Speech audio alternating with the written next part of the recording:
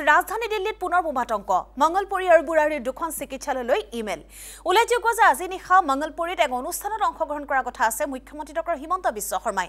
মঙ্গলপুৰীৰ Sanjay Gandhi hospital আৰু বুৰাৰীৰ চৰকাৰী হস্পিটেললৈ প্ৰেৰণ কৰা হৈছে বোমা ভাবুকিৰ ইমেইল আমি পুনৰবাৰ জনাইছো গুৱাহাটী লেভটা ব্ৰেকিং নিউজ যে ৰাজধানী দিল্লীত পুনৰ বোমাতংক মঙ্গলপুৰী আৰু বুৰাৰীৰ দুখনকৈ চিকিৎসালয়লৈ ইমেইল উল্লেখযোগ্য যে আজি নিশা মঙ্গলপুৰীত এক অনুষ্ঠানত অংশগ্ৰহণ কৰাৰ কথা আছে অসমৰ মুখ্যমন্ত্ৰী ডক্টৰ হিমন্ত বিশ্ব শৰ্মাই और मंगलपुरी संजय गांधी हॉस्पिटल और बुरारीर सरकारी हॉस्पिटल प्रेरण करा होइसे बोमा भाबुकिरे इमेल आमी अधिक तथ्यर बे संयुक्त होइसु फोन लाइनत आमार नतुन दिल्लीर senior bureau chief Siddharth Bhattacharya सहित सिद्धार्थ राजधानी दिल्लीत पुनर बोमातंक और दुखनকৈ चिकित्सालयলৈ बोमा भाबुकिरे इमेल प्रेरण करा होइसे निसर्ग সংঘামিত্ৰা আজি কিছু সময় পূৰ্বে আসলে প্ৰায় 5:10 মানত এই ইমেইল প্ৰেৰণ কৰা হৈছে দিল্লীৰ দুখনকৈ চিকিৎসালয়লৈ আৰু এখন হৈছে বুৰাৰীত থকা এখন চৰকাৰী হস্পিটেল আৰু আনখন মঙ্গলপুৰীত এখন চিকিৎসালয়লৈ আসলে ইমেইল প্ৰেৰণ কৰা হৈছে আৰু উল্লেখ্য যে কেইদিনমানৰ পূৰ্বে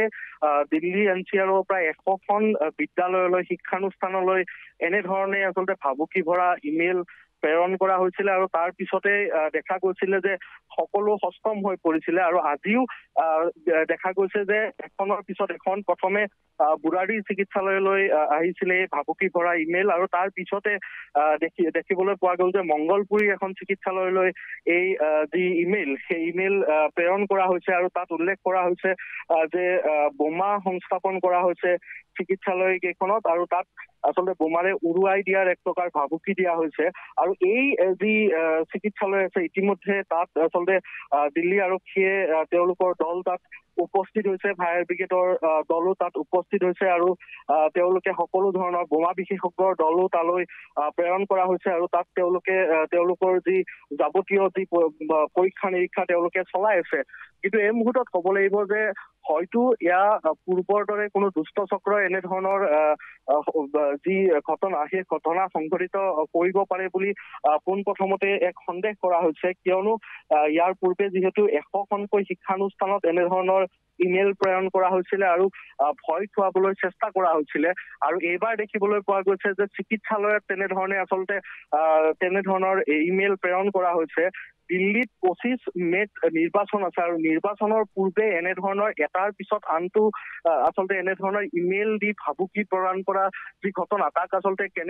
এক গুৰুত্ব সহকাৰে ইতিমধ্যে গ্ৰহণ কৰিছে বিভিন্ন ইন্টেলিজেন্স যি ব্যুৰো আছে তেওঁলোকে ইয়াৰ পৰীক্ষা নিৰীক্ষা চলাই আছে কিন্তু ক'ৰ পৰা এই ইমেইল প্ৰেৰণ কৰা হৈছে সেয়া তাৰ প্ৰাথমিক যি তদন্ত সেই তদন্ত ইতিমধ্যে আৰম্ভ কৰিছে আৰু আজি